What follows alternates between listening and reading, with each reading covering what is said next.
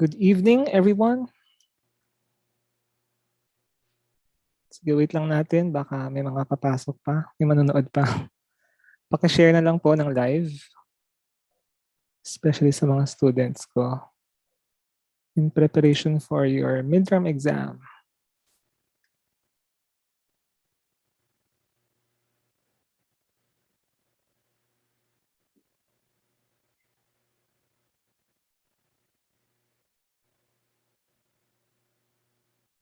Yan, share ko lang muna.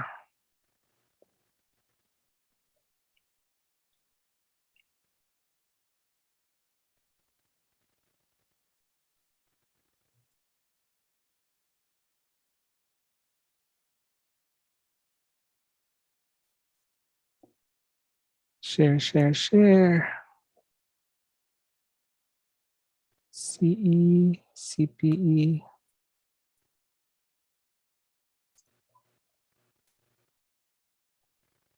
IE.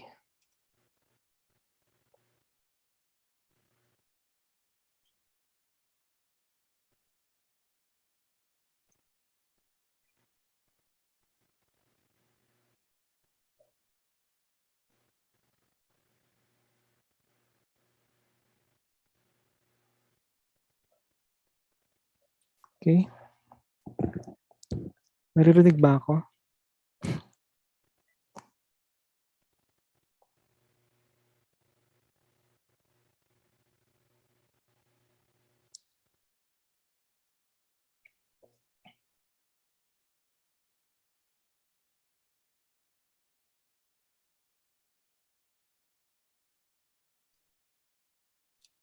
Share ko na rin sa ECE.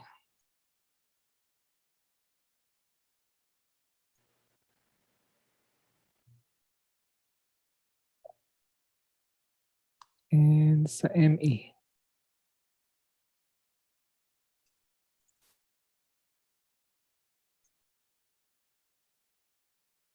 Okay.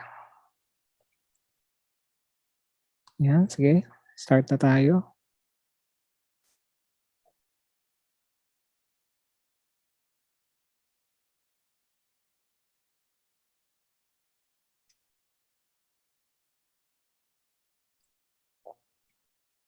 Okay.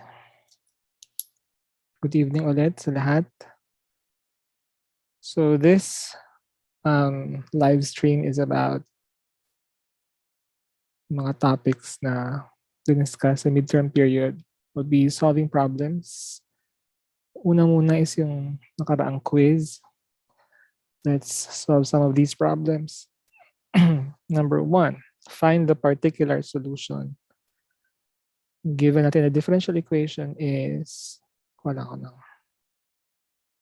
laser pointer. And dy over dx is equal to y squared plus 4x squared over 4xy.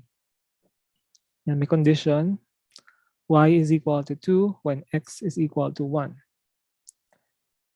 Okay, let's jump to the next page. And observe niyo muna kung anong klaseng differential equation ito. Okay, wait lang. Check ko muna kung mayroong nanonood nga ba.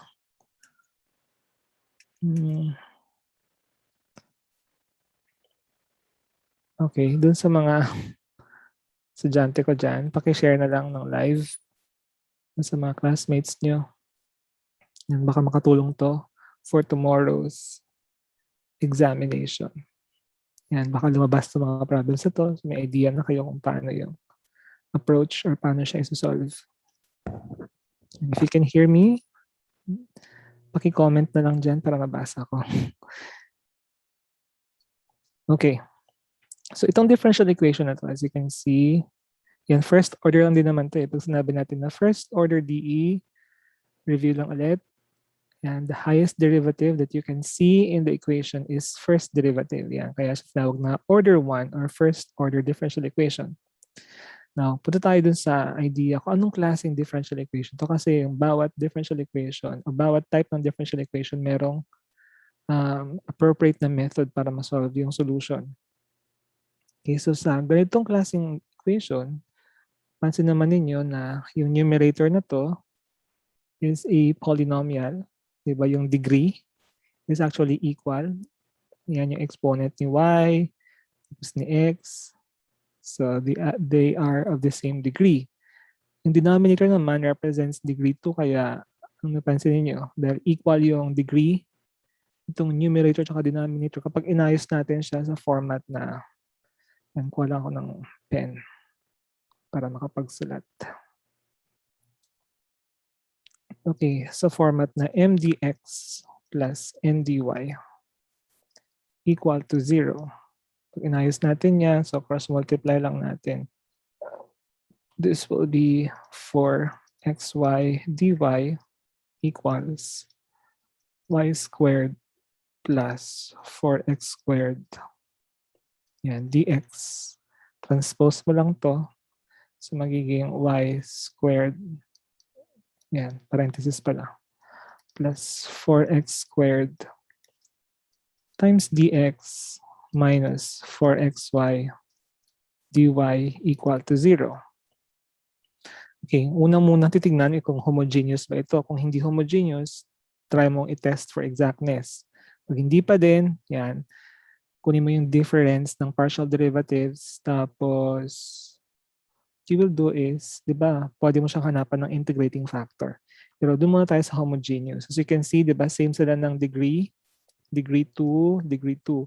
So, ako tumingin doon sa exponent ng bawat term. So, yung first term ko is y squared. So, degree 2 ang kanyang representation nito. So, 4x squared is also degree 2 sa itong minus 4xy dy na term. The variables are x and y. So, pag pinagsama natin, the degree that represents this term is 2. Dahil equal yung degree ng bawat term and they are homogeneous polynomials. Kaya ito ay homogeneous equation. Now, ano ba yung ginagawa natin sa homogeneous equation? Paano ba siya solve? So, we do variable transformation. So, in this case, ayan, hindi equal yung number of terms, di ba, ni dx tsaka ni dy. Si dx, dalawa yung number of terms.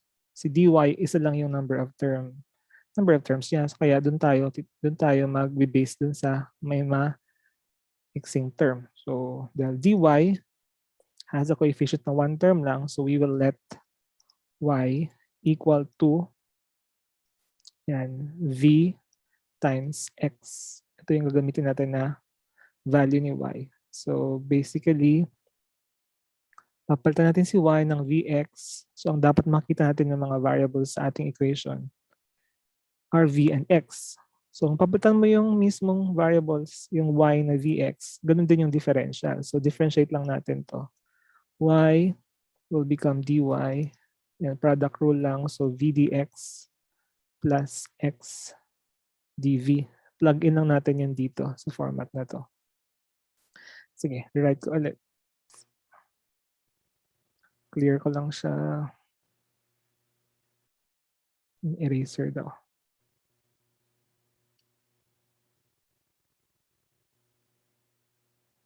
Yan, check ko muna. Baka wala namang nanonood, no?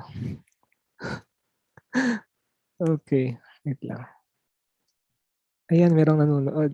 Yes po, yes po. Can hear you. Yan, shout out sa Sham na nagtitiwala. Kyla, Kyle, Kenneth. Sige, proceed na tayo. Yan. Baka may mga classmates pa kayo na gustong manood. Malaking tulong to para bukas. Sige, plug in na natin dito. Kuha lang ako ng pen ulit.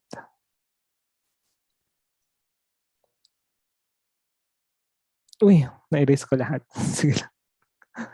Dapat pen, di ba? Okay. Sige, so plug in lang natin. Alala nyo naman, di ba? Y will be, let y is equal to v times x. So dy will be v dx plus x dv.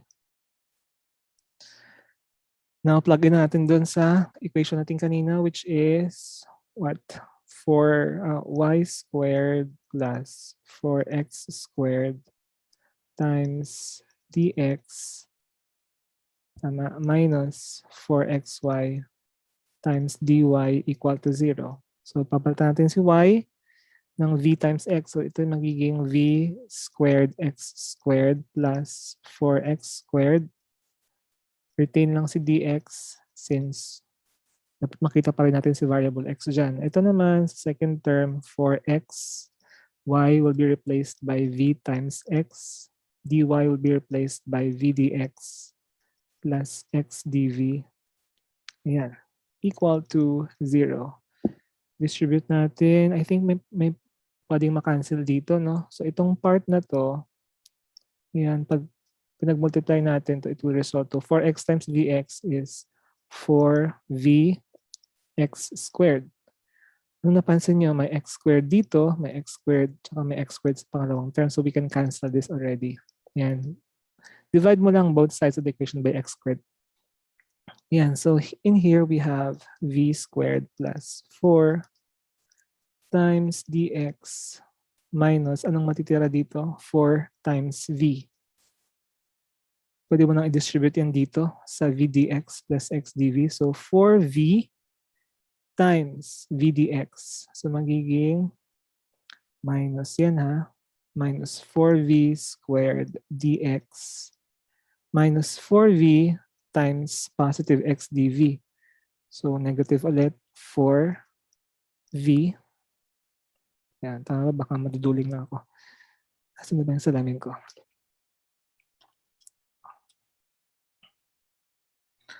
Okay. Tama no, negative 4v times this one is negative 4v squared dx. Negative 4v times x dv is negative 4vx dv. Yan, equal to 0.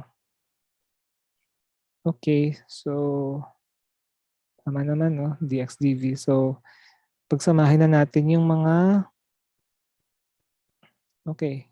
magkaparehong terms or itong may dx. Oh. Ano yung mga coefficients nito? So v squared minus 4v squared. So this will become, ayan, copy mo lang si 4.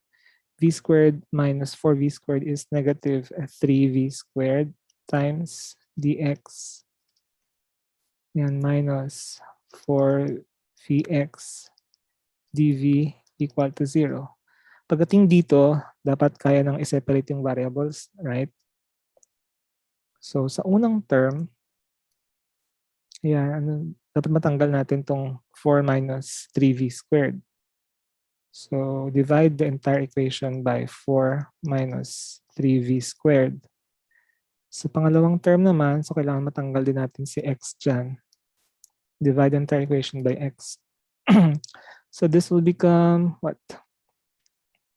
So yung unang term magiging dx over x siya minus sa pangalawang term matanggal na si x. So this will become 4v dv over 4 minus 3v squared. Ayan, equal to 0 divided by this entire function. 0 siya. Ito, pure function of x. And this one is pure function of what? V. Kaya pwede natin siyang i-integrate na. So, iburahin ko muna yung nasa taas. Need some eraser. Yan, check ko muna kung merong nanonood. Hi, Yuan. Yan. Hi, Puser, sabi niya. Shout out sa mga nanonood.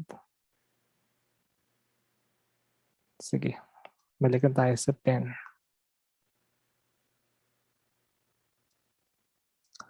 Okay, integrate natin sa first term. It will become ln lang, no, of x minus. Sa pangalawang term, ln din to kasi pag recall mo yung formula ng ln, ano ba? Du over u. That is ln of u plus c. So sa pangalawang term, ano yung ating u? U is equal to 4 minus 3v squared. Tapos differentiate lang natin si u. Yun dapat yung nasa numerator natin para masatisfy natin yung formula na to. So differentiating this will become negative 3 times 2 is negative 6, right? Times V dV. O ang nasa taas ay 4. Ilabas lang natin si 4. Yan. Dapat negative 6 V dV na sa taas. Sige, labas natin si 4. Lagyan mo ng negative 6 V dV sa taas. Tapos over 4 minus 3V squared. Satisfied na rin to, di ba? Nilagyan ko ng negative 6, so dapat i-divide ko rin by negative 6 sa labas. Okay, so equal to C.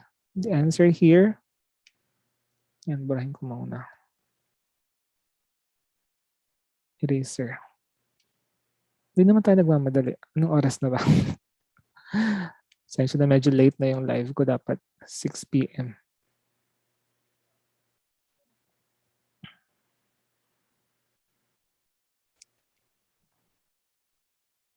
Okay. Sige. So, integrate na natin. And baka may na-overlook ako ha. Tulungan niyo ako dito. Mag-comment na lang kayo. Tama ba? Wala akong na-overlook. So, 2 times negative 6 VdV. Tama naman. Okay, negative 6 VdV. Okay, check. Negative 6. So, this will become ln of x. Yan, magiging positive na ito. Simplify lang natin. So, plus 4 over 6 is what? 2/3, right? And then, ang sagot dito is ln of 4 minus 3v squared. Kasi ln of u equal to c. Ngayon, hindi pa natin ito pwedeng solve si c kasi yung v is not the original variable. Ano nga ba yung kanina ginawa natin? Di ba? Let y is equal to v times x. Ibig sabihin, v is equal to y over x. So plug in lang natin dito. Kopyahin lang si first term, ln of x plus 2 over 3 ln of 4 minus 3. Ano si v squared? Magiging ano yan guys? Y squared over x squared. No? Kasi nga v squared siya. So i-divide ko na siya kay x squared. Ito, lalagyan ko rin ng x squared dito para tugma doon. Okay.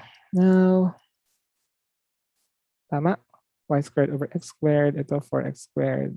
Para 4 pa rin siya pag tinivide mo kay x squared. Okay.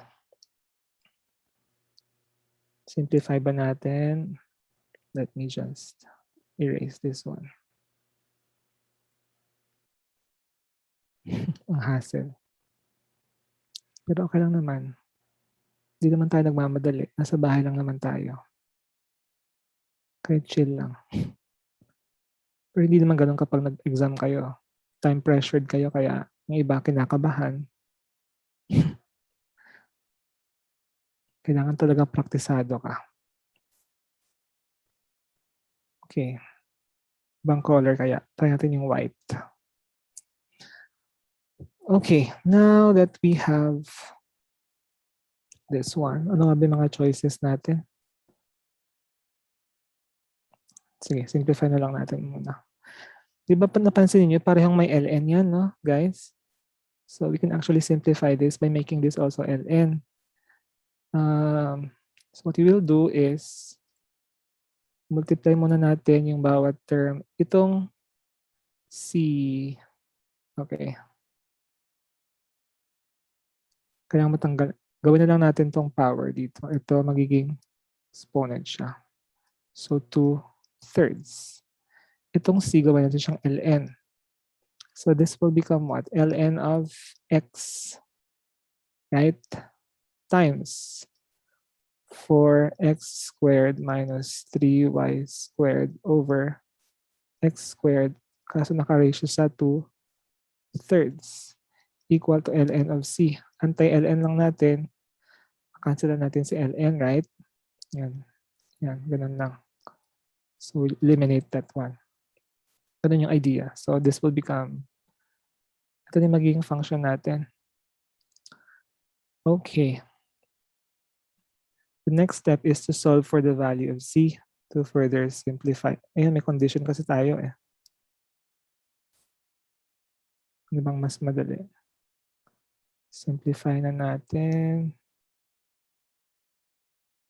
Ito, nagiging x times 4x squared minus 3y squared raised to 2/3 all over, yan, yung x squared, naka-raise din sa 2/3 ito.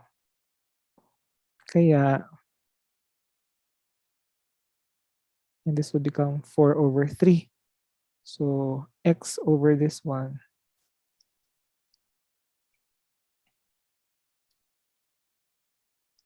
And pag-simplify na natin. So, this is x raised to 1. So, 4/3 or 1 minus 4/3.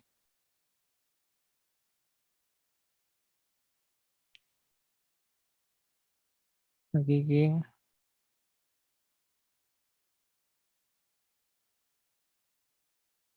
ayan, 1/3, right?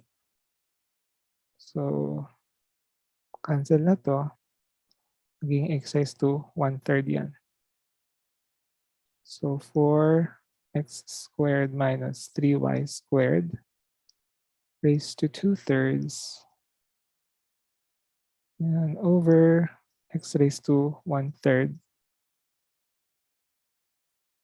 Yan, equal to c. Cross multiply lang natin yan. So, 4x squared minus 3y squared raised to 2/3 c times x raised to 1/3. Yan. Since pareho silang, di ba, ano to, cube root yan, no? Pwede na natin gawin na naka 1/3 itong c natin kasi we can actually replace that to simplify the entire equation. So, having written na c raised to 1/3 yan, if we raise the entire equation to what? 3. Ay, baliktad. Naka-mirror lang. This will become 4x squared minus 3y squared. Yan, raised to 2 minus, patanggal na yung 1/3 dyan, no? C, equals c times x. Okay, now, anong gagawin na natin? We are going to plug in na the value. So, kuha lang ako ng ibang color para hindi kayo malito. Try natin yung yellow. So, ito na yung ating general solution. Alam natin yung value ni C. So, x daw is equal to 1 when y is equal to 2. So, sa ating equation, 4 times 1 squared minus 3 times 2 squared, and the entire term is raised to 2 equal to c times ano yung x? 1. And what's the value of c? Wala akong calculator kaya mano-mano to. So 4 minus this one is 3 times 4, 12. So 12, yan, or 4 minus 12, the answer is negative, no? Negative 8, negative 8 raised to 2. Okay, ano yung value ni C natin? Tama ba yan? 3 times 2 squared eh. So 4. So 4 minus 12 is negative 8. Negative 8 raised to 2. Okay, so 8 times 8 lang yan. 64. So C is 64. Now, our solution is 4x squared minus 3y squared. Kasi hinahanap particular solution, raised to 2 equals 64x. Okay, so naka-express I think yung sagot sa parang solve for y siya. Ganon. So para ma-solve for y natin, since yung y nasa loob nito, anong gagawin natin? Yan, para matanggal yung square, what we will do is, yan, erase natin to 1/2 yung entire equation. Kaya ito ay magiging 4x squared minus 3y squared. Tanggal na yung square dyan. So this one is actually square root of this entire. So square root of 64 is what? 8. Ano mangyari sa x? Yung square root of x lang siya. Okay, transpose mo si y dun sa kabilang side. Magiging ano to? 4x squared minus 8 square root of x equals, ito magiging minus, positive na siya. 3y squared. And what you will do, divide the entire equation. Wait lang, burahin na lang natin.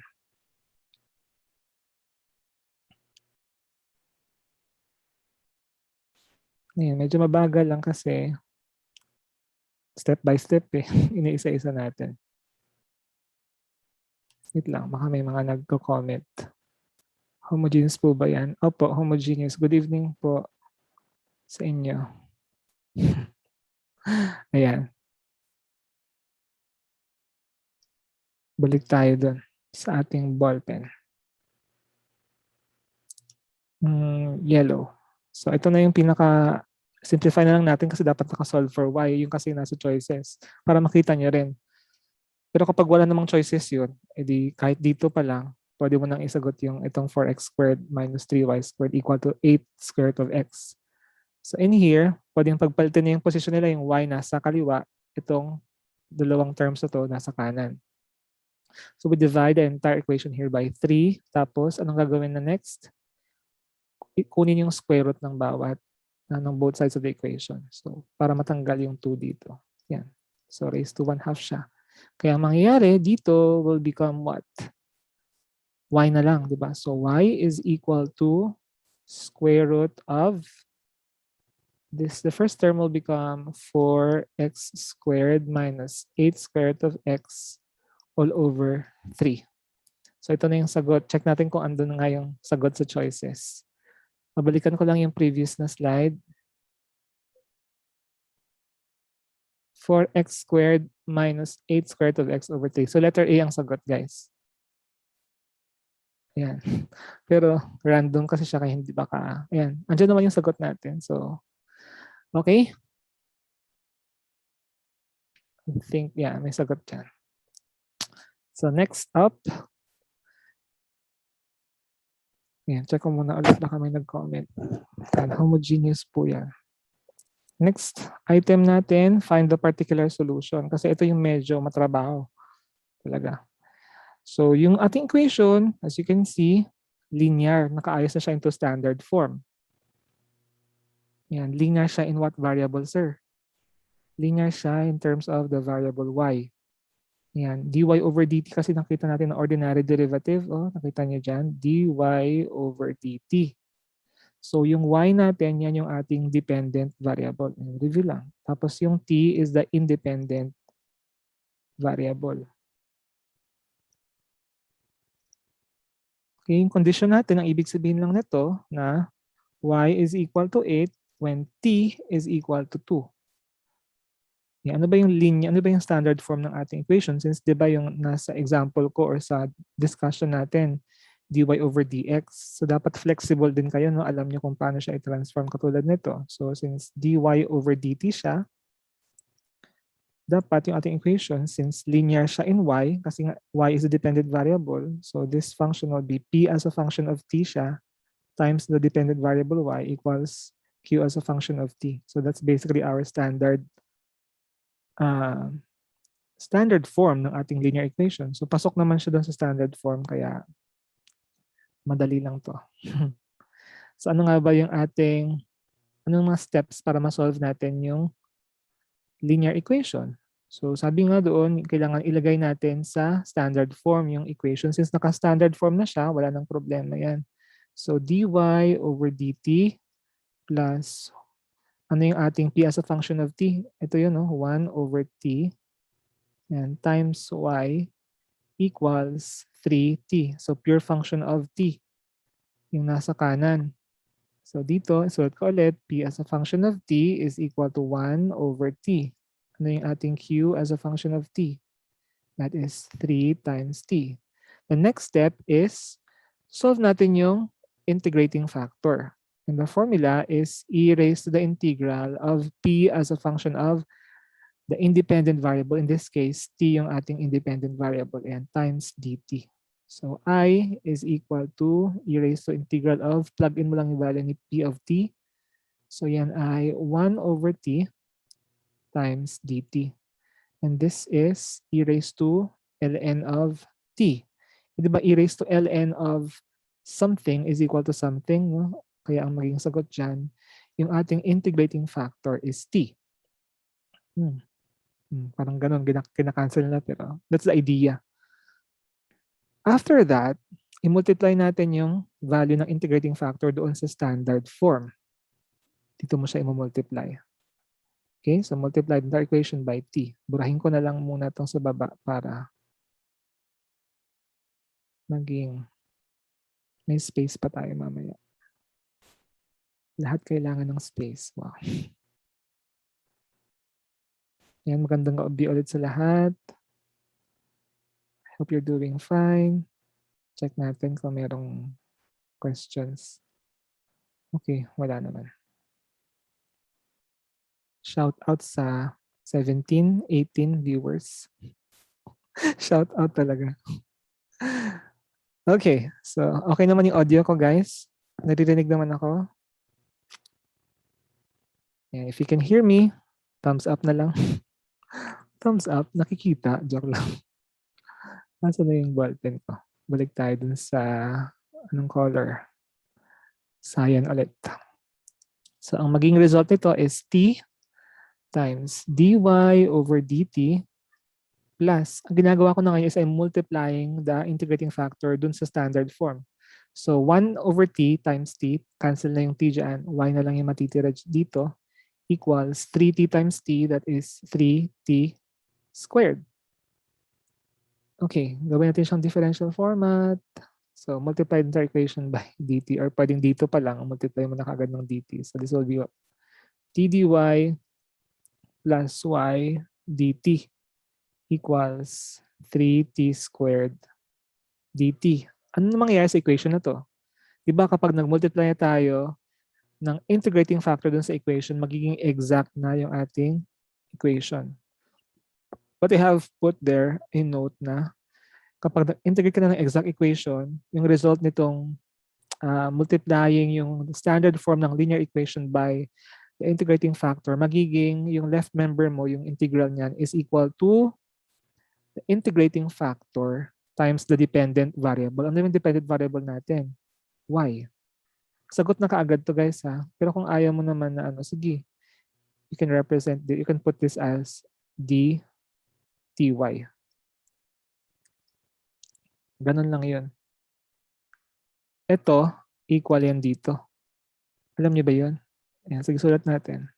dty, ibig sabihin lang niyan, ayan, i-differentiate mo tong t times y. So product rule lang, it will actually give you what? T, differential nito, dy, tapos copy mo si y, differentiate mo si t, kaya dt. Yun yung equivalent niya. Kapag nakaganitong format, pag integrate mo yan, ito yung kalalabasan.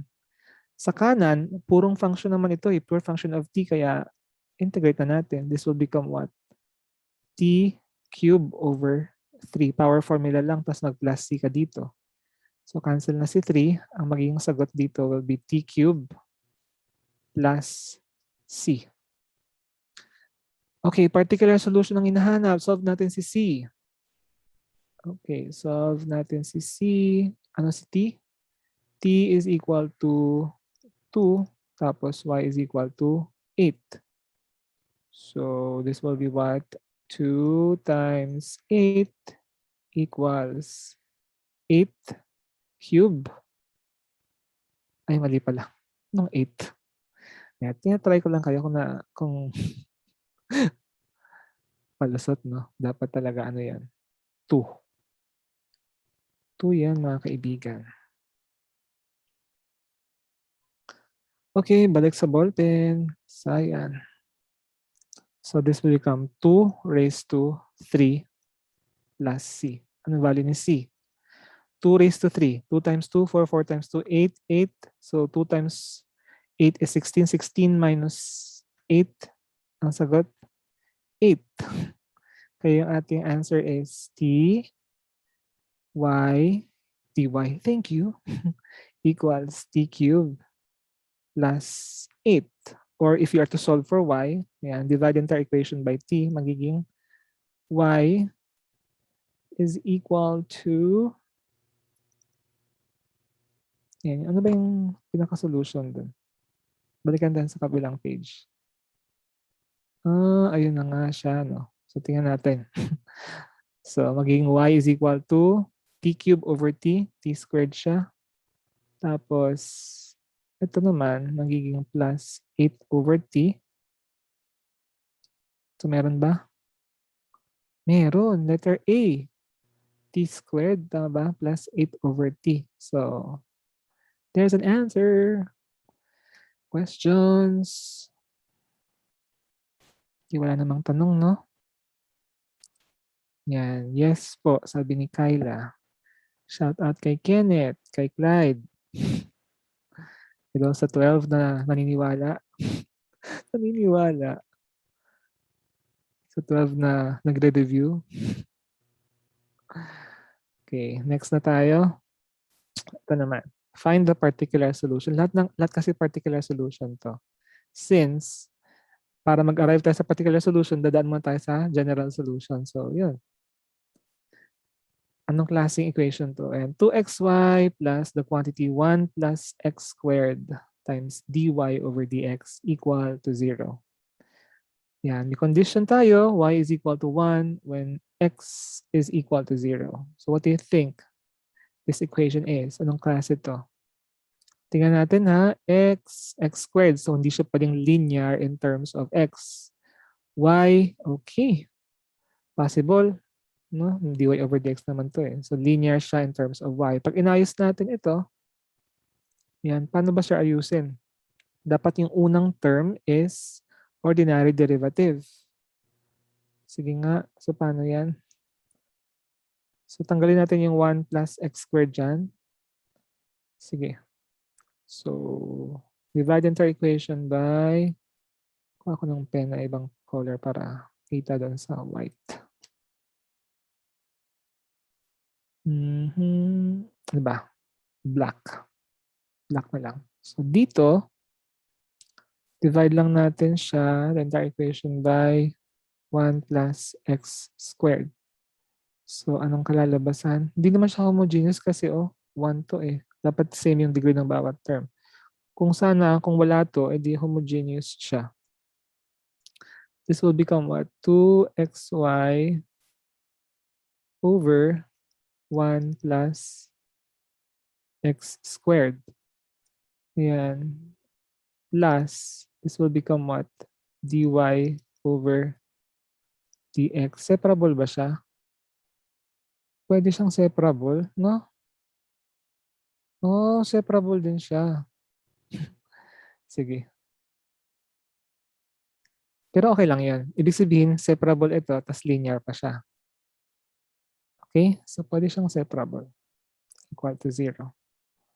So, dahil dyan, ayusin natin siya in terms of what? The standard form. Paano ba yung standard form? dy over dx plus, tandaan guys ha, separable din pala to. Separable. Tapos linear din siya. And linear. Itong ginagawa ko linear ito. So yung second term will be what? 2x over 1 plus x squared. Ayan, times y equals 0. So yung q as a function of t mo, 0 ka na. Kaya papagaan na yung trabaho. So, ibahin na natin yung color dito, guys. Ano ba yan? Cyan. So in here, ang ating p as a function of x is equal to 2x over 1 plus x squared. Q as a function of x is equal to 0. So integrating factor can be determined using this formula, e raised to the integral of 2x dx over 1 plus x squared. Ito, ln lang din to. Kasi yung u mo dyan is 1 plus x squared. Ano yung du mo? Yung dapat yung makita mo sa numerator, and that is what? 2x and 0 plus 2x dx. So perfect. The answer here will be e raised to ln of 1 plus x squared. Or basically, the integrating factor is, and cancel itong ln, 1 plus x squared. So what you will do is you multiply this dun sa ating given na standard, hindi pala given, sa ating linear equation in standard form. Okay, sige, move tayo dun sa kabila. O dito na lang sa side na to. So dy over dx plus 2x over 1 plus x squared times y equal to 0. Multiply na natin yung ating integrating factor na 1 plus x yan, squared. 1 plus x squared yan. So, okay, pati na rin yung dx times dx. Ang mangyayari dito is 1 plus x squared times dy plus 2x, cancel na ng 1 plus x squared dito, magiging 2xy siya times dx equal to 0 times this, 0. Okay, so integrate na natin sila. Maging exact na to, di ba? So this actually equal to what? Yan. Integrating factor na 1 plus x squared times the dependent variable na y equal to c. Integrate lang natin, magiging 1 plus x squared times y equal to c. So solve natin yung value ni c. Ang condition is that y is equal to 1 when x is equal to 0. So 0 ito. So 1 plus 0 times 1 equal to c. The value of c is 1. Plug in lang natin dyan. 1 plus x squared times y equal to 1. Kaya ang sagot is y equals 1 over 1 plus x squared. Meron ba? Ito, letter C. So merong sagot. Ayun siya guys ha. So linear siya. At the same time, separable din siya. Yan. Good evening, James Luigi alias. Yan. Sino pa magpapa-shoutout? So okay naman. Na-gets? So ang ginamit ko dito na technique is yung linear. Ginawa ko siyang linear. Ayan. Kaya nakuha natin yung sagot na to. Pag separable DE, yan. Pwede naman, guys. Transpose mo lang to sa kabilang side, tapos mag-cross multiply ka lang. So, dy over y. Parang mas madali yata separable. Check natin sa kabilang side. Ito, same problem, oh. Transpose mo lang sa magiging 2xy minus or equals na lang negative 1 plus x squared. Ayan, dy. Itong dx magiging, yan, dito lang yan. Tapos cross multiply na lang natin. Tanggalin, divide both sides by what? Anong kailangan matanggal dito? Ay, dapat dx dito. Ayan, dx yan dyan. Tanggalin mo si negative 1 plus x squared. Tapos si y naman sa kabila. So this will become what? Naka-equal sign to ha. Gulo. So this will become 2x, negative 2x dx over 1 plus x squared equals dy over y. Integrate both sides. O, ayan na. Ito ln. So ln of y is equal to negative ln of 1 plus x squared plus c. Para ma-simplify, gawin mo na siyang ln of c. Mga kaibigan, transpose mo sa kabilang side para maging positive. So ln of y plus ln of 1 plus x squared. Pagsamahin sa isang term, ln of y times 1 plus x squared equal to ln of c. O, anti-ln mo lang. Cancel na to. same lang yung sagot. Yan, babalikan natin. Pero mas madali dun sa separable. Okay? Yan, pa-shout out po si Andre Lloyd Bautista. Yan, good evening din, Faith Hannah, Roslyn. Hello sa 15 na mga estudyante. Nagising pa. Sige, okay na tayo dito. Next problem. Ayan. After nito, magbigay ako ng mga problems na lalabas bukas. Lalabas bukas sa exam. Malay nyo. Yan, swerte nyo, dito kayo. Okay, next problem. Particular solution pa rin siya kasi nga sabi ko, masasolve natin yung general solution, tapos i-apply natin yung condition, particular solution na siya. So, at least na-practice natin din. So, ano tong klaseng differential equation? Linear din to eh.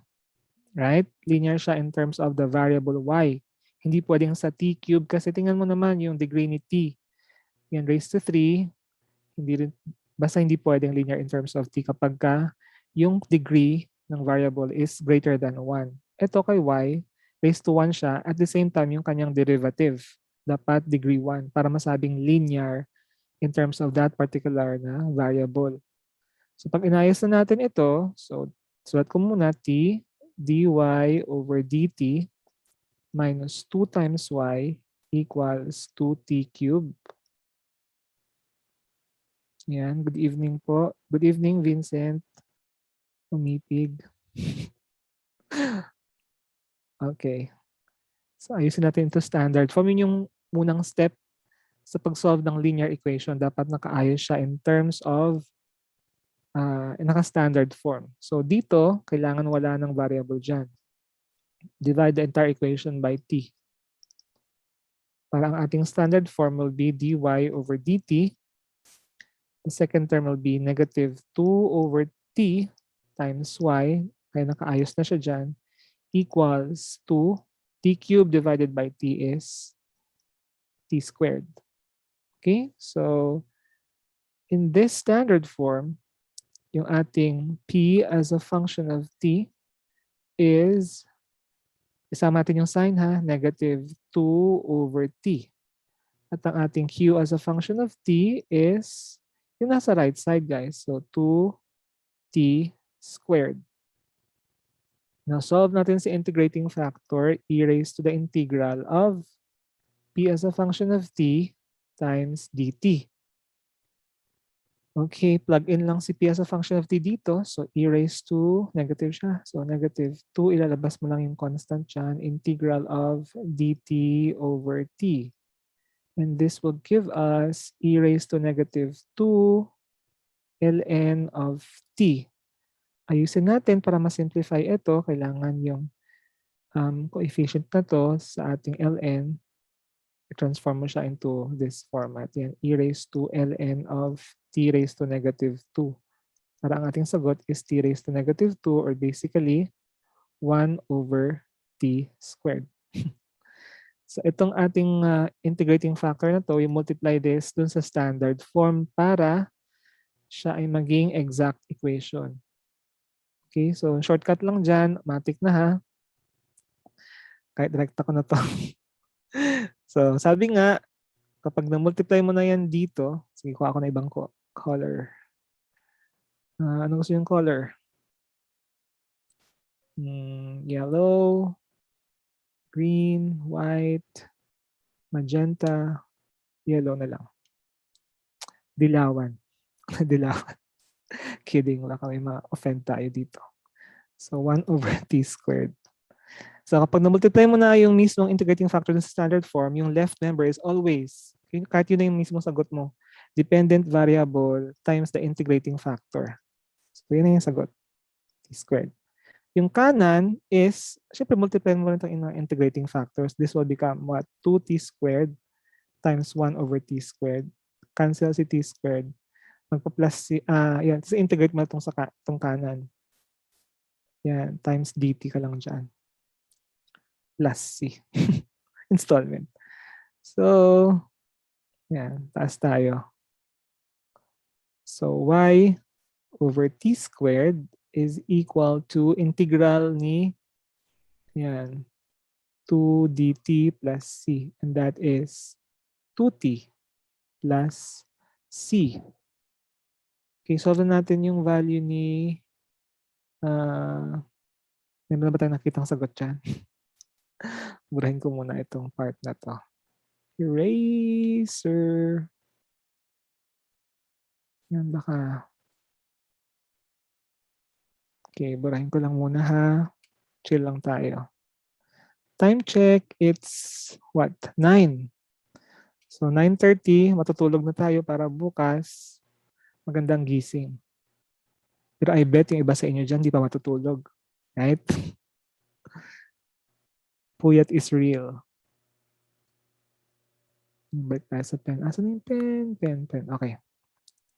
So ito, plug in ko na yung value ni, ayan, condition natin is that y is equal to 4 when t is equal to -2. Kaya nasa loob ng parenthesis na to, yun yung value ni t. Yun yung value ni independent variable. Plug in mo lang dito. Ano ba yung value ni y? 4. Kasi ito ay y over t squared yan. 4 over t is -2. So -2 raised to 2 equals 2 times -2 plus c. So c is equal to what? Ito magiging 4 over 4 yan. Transpose mo lang tong -4 sa kabila, kaya yung c mo is equal to +4.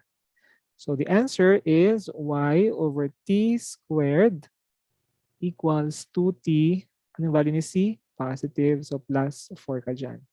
Since nakasolve for y siya, so multiply the entire equation by t squared.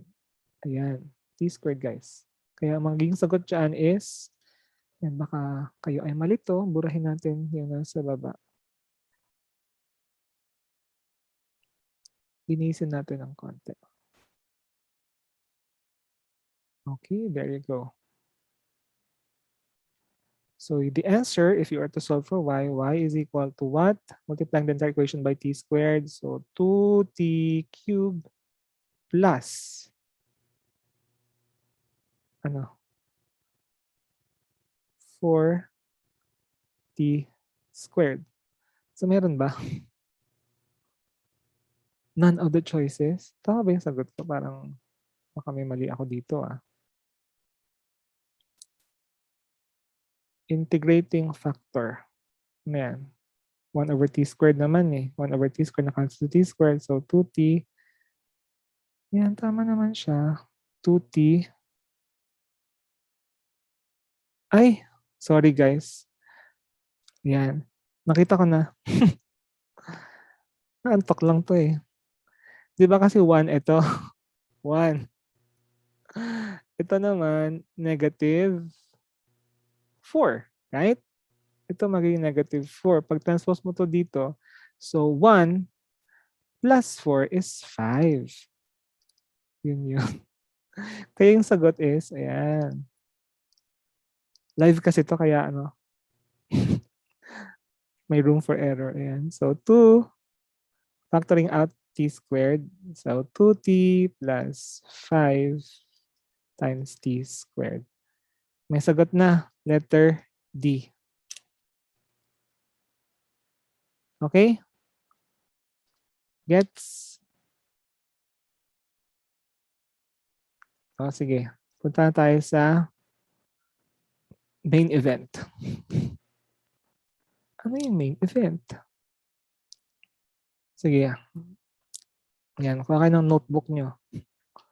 Magsosolve tayo. Sige, ito. Baka lumabas to. Pero I think ito ay lumabas na rin sa quiz. Solve ko lang yung problem. So, x dx plus y sine of y over x times dx minus x times sine of. Nasolve ko na to. Parang familiar sa akin to. Nasolve ko na yata to. Nasolve ko na pala to, guys. So, dahil review ito, sige. Equal to 0. Okay, anong klaseng DE ito? Yan. Itong sine y over x is a homogeneous function. right?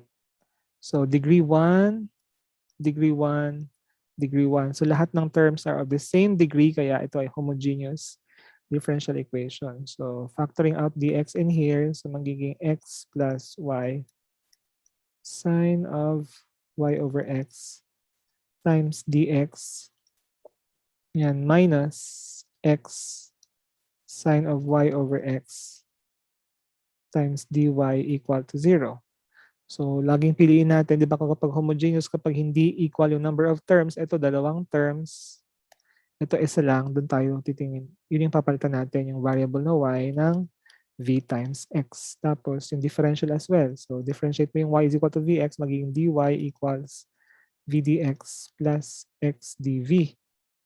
So, dito may y over x, kaya pwede mo nang palitan yung kaagad, di ba? From this equation, magiging yung v mo is y over x siya. Plug in lang natin, replace lang natin yung variable y. So, x plus yung variable y is v times x sine of, ano yung y over x? That is v. Yan, times dx minus, I think na-solve ko na yata ito. So, x sine of v times, ano yung dy mo? v dx plus x dv equal to 0. Yan. So pagdating dyan, pag inayos na natin, magiging separable na yung ating differential equation. Okay, yun yung idea. So paki-note na lang, mga kaibigan. Ang sagot dito, okay, may next pa ba? Ayan. Diba, pag na-plug in na natin yung values na to, ayusin lang natin, magiging, okay, what's common in each term? May x, no? Common si x sa bawat term. So pwede nang tanggalin dito si x, may x may x din dito, may x din dito. So divide the entire equation by x. Kaya ma-eliminate na natin siya. So this will be what? 1 plus sine of v. Right? Sige. So 1 plus v sine of v. May na-overlook lang ako. Wala naman. Times dx.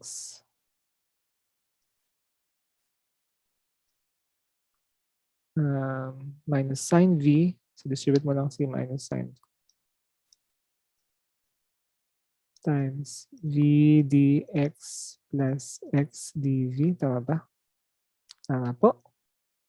Equal to 0. Distribute mo si dx. So dx plus v sine of v. Baka may makancel eh. Times dx minus sine of v times v dx is yan, v times dx. O may similar term. Cancel na to. Distribute mo lang ulit to. Negative x sine of v dv equal to 0. Yung dalawang terms lang natira. So, divide the entire equation by x. Separate the variables. Kaya dx over x minus sine of v dv equal to 0. Integrate each term, ln of x. Integral ni sine is what? What's the answer? Ang integral ni sine is it positive or negative? Negative, di ba? Negative cosine, kaya maging positive yung dito. So plus cosine of v equal to c. Hindi pa to yung final answer kasi nga v is not the original variable. V is equal to y over x. Kaya yung sagot dyan is ln of x plus cosine of y over x equal to c. Ayan. Pakitandaan ha, baka lumabas to. Next problem. Okay. Doon lang medyo tricky sa homogeneous eh. Kumusta naman kayo guys? Ito kayo nahirapan sa homogeneous ba? Linear? Exact? Sa exact, kamusta naman? Madali lang yung exact? Non-exact?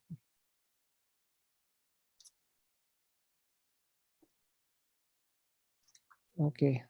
Tingin pa tayo ng ibang problem.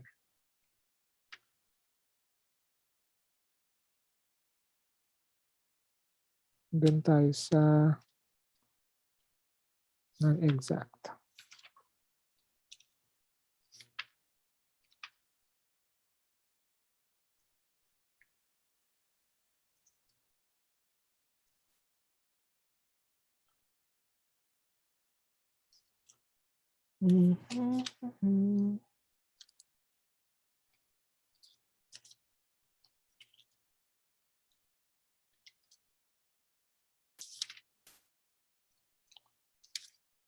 Sayang walang application. Wala pa rin tayong Bernoulli's equation kaya hanggang linear equation lang tayo.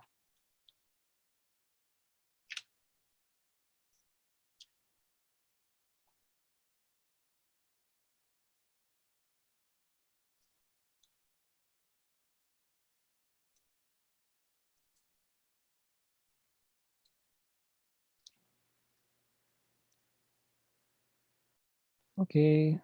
Sige, burahin ko muna to. Erase pen. Yun.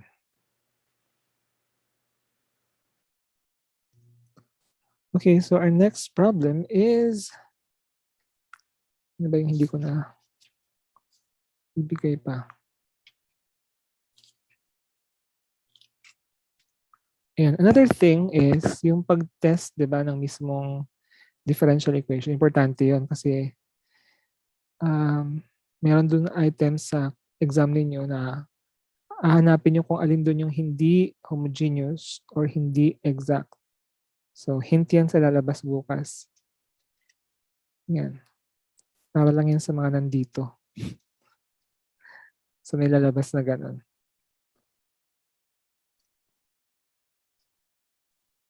Okay, ano ba? Exact tayo for integrating factor.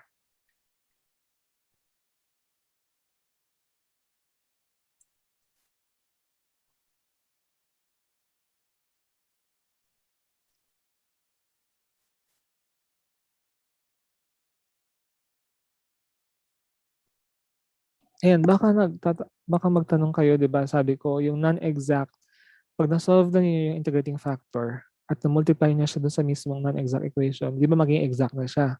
Hindi yun na kailangan gamitan ng long method pag examination. So, pwedeng recta nyo na kaagad na gamitin yung short method. Okay? Kasi may nagtanong sa akin, hindi ko nasagot kanina. Yun lang. Sige, try natin to. Y times x plus y dx plus x plus 2y minus 1 dy equal to 0. Yan. Pag may mga notebook kayo dyan, sabayan nyo ako mag-solve. Compare natin kung tama yung sagot. So ito, as you can see, hindi naman siya homogeneous, no?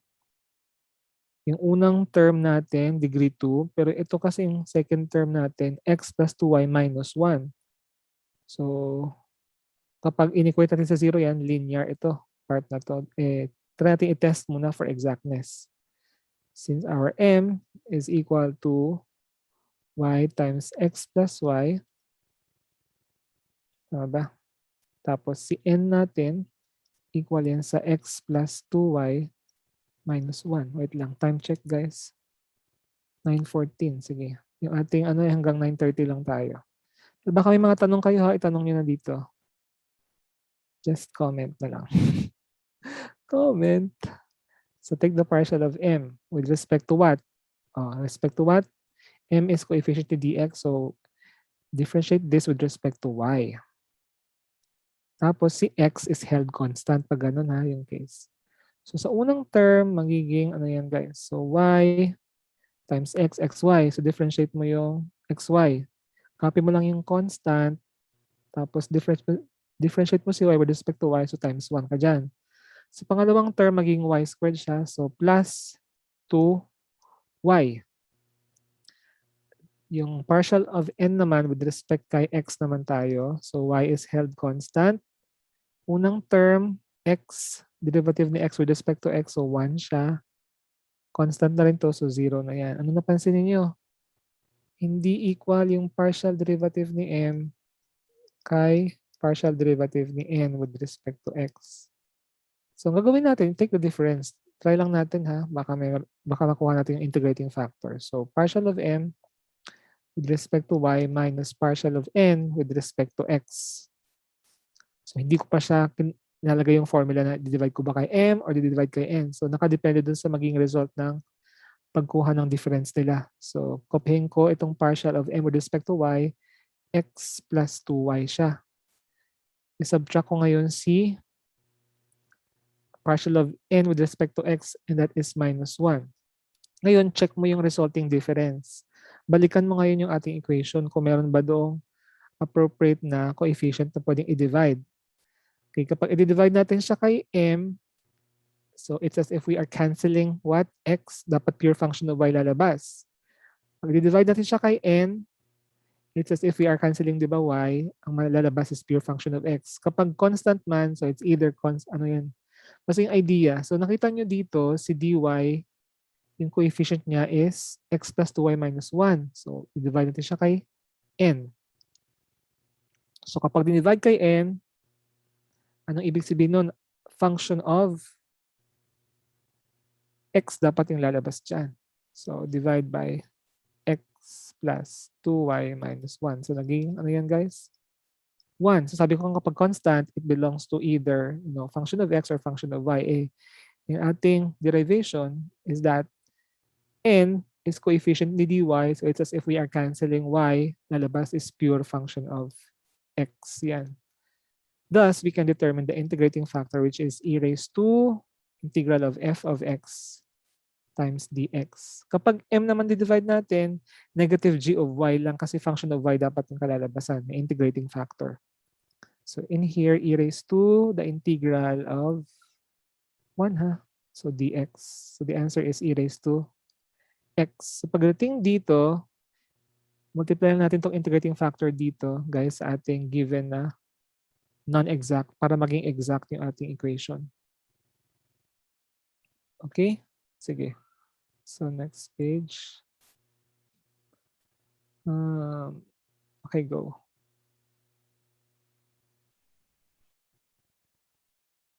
So ulit natin. Y minus and x plus y times dx plus x plus 2y minus 1 times dy equal to 0. Multiply the entire equation by the integrating factor na e raised to x para maging exact equation siya. So ano yung kalalabasan? Sige, isa-isahin natin. So yung unang term will be what? X, y, e raised to x. Isa-isahin talaga. Sige, plus y squared e raised to x times dx plus x e raised to x minus 2y e raised to x minus e raised to x times dy equal to 0. So sabi ko nga, pwede natin gamitin yung shortcut, no? Ano ba yung shortcut natin? Diba? Integral of m dx plus integral of n dy equal to 0. Pero dito, so naka-refer tayo dun sa unang term, y is held constant. Kapag nakalet na constant si y dun sa m dx, yung itong part na to, dapat pure function of y lang siya. So integrate mo without x. So ano napansin niyo sa pangalawang term? Kailangan dy, purong dy lang yan. May x, may x, may x. So cancel na tong part na to. Anong natira? Ito na lang. Yun ang kinaganda doon, di ba? So y is held constant. Lalabas mo lang si y. Integral of x e raised to x dx. Ito naman lalabas mo si y squared. So plus y squared integral of e raised to x dx equal to 0. Okay, ito integration by parts, guys, no? Alam niyo ng integration by parts. So let u equal to x and dv equal to e raised to x dx. Tapos differentiate mo to. So du is equal to dx Pwede yung gamitin yung tabular method yung tinuro ko sa inyo. Yan, pwede rin. Integrate naman ito, guys. So v is equal to e raised to x. Ano ba yung integration by parts? Integral of v du. Ano ba? Integral of u dv pala. U dv is equal to uv minus integral of v times du. So in here, y times. Ano yung uv mo? X e raised to x minus integral of v times du. Ano yung v e raised to x? So, ang sagot ka agad dyan is e raised to x na. Rekta ko na dito. Plus y squared e raised to x equal to c. Tara, yun lang. So, ano napansin niyo? Yun lang pala yung sagot. So, y squared e raised, lahat sila may e raised to x, no? So, pwede mo nang i-factor out si e raised to x. At yung magiging sagot dyan is y squared plus xy minus 1 equal to c. Okay? So, y squared minus xy minus y pala. Sorry, guys. Kasi may y dito, diba, sa bawat term. Y. Y din dyan. Y squared may plus xy minus y equal to c. Okay. Shout out sa mga gising pa. Pag may constant po, like yung negative 1 po sa given, sir, hindi na siya homogeneous agad. Pag may constant, negative 1. Oo, tama. Yung kanina. Oo. Hindi na siya homogeneous. Kailangan may variable doon. Mr. Acosta. So, nalate kong tignan yung comment mo. Pero yun yung idea. Hindi pwede na, sige, hindi pwedeng, kunyari, x plus 1. Matik na hindi mo pwedeng sabihin homogeneous function. Kailangan lahat ng term may variable na involved. Kailangan x plus y. O degree 1, degree 1. Kapag constant yan, hindi mo siya ma-determine yung degree niya kasi nga constant nga siya. Diba? Okay, sige. So any other questions? Thank you all. Tandaan niyo yung mga discuss natin. Kung may mga tanong pa kayo, just message me. And see you tomorrow sa mga CPE, CE, and IE students. Sa Friday naman yung exam na ECE tsaka ME. Yan. It's late kaya pasensya na kayo. Gusto ko pa sana pero bukas ulit para sa gustong matuto ulit. So I hope we can be able to meet tomorrow for another review for ME and ECE. Bye-bye guys. Good night.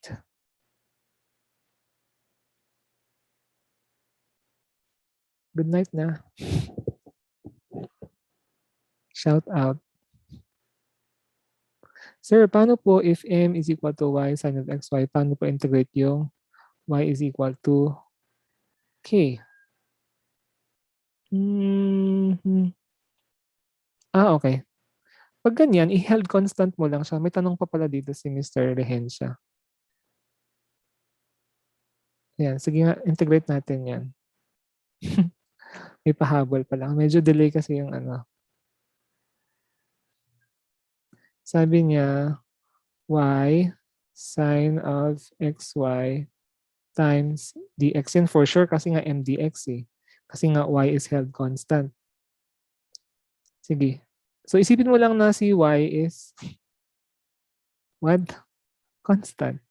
So, sige. Para realistic siya, palitan mo ng number para makita mo kanya. So, kunyari y is equal to 2. So magiging 2 sin of 2x dx siya. Okay. So kailangan satisfied diba yung differential nito? Right? Ano integral ni sine? No, integral ni sine? Negative cosine, no? Kasi cosine, negative sine, sine, positive cosine pala. Tama? Sine is cosine. Cosine. is sine. Okay, so ibig sabihin itong 2 na 'to magiging yung kasama sa differential, so cosine of 2x lang siya. So magiging sagot diyan is cosine of, since 2 is equal to y, cosine of xy. Na-gets? So ganun lang yun. Mr. Rehensya, okay na? Sige, ganung oras ulit, mga after dinner. 7. 7 or 7:30.